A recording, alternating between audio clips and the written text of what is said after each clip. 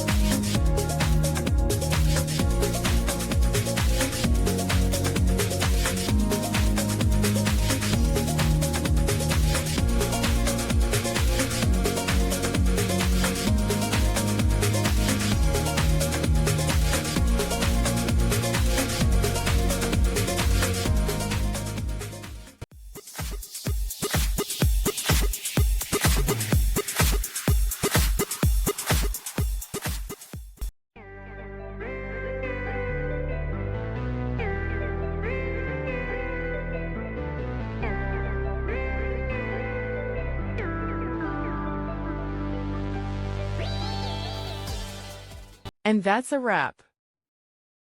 I hope you found the answer you were looking for.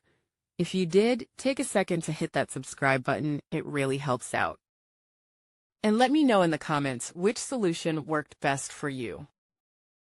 See you next time in the debug zone.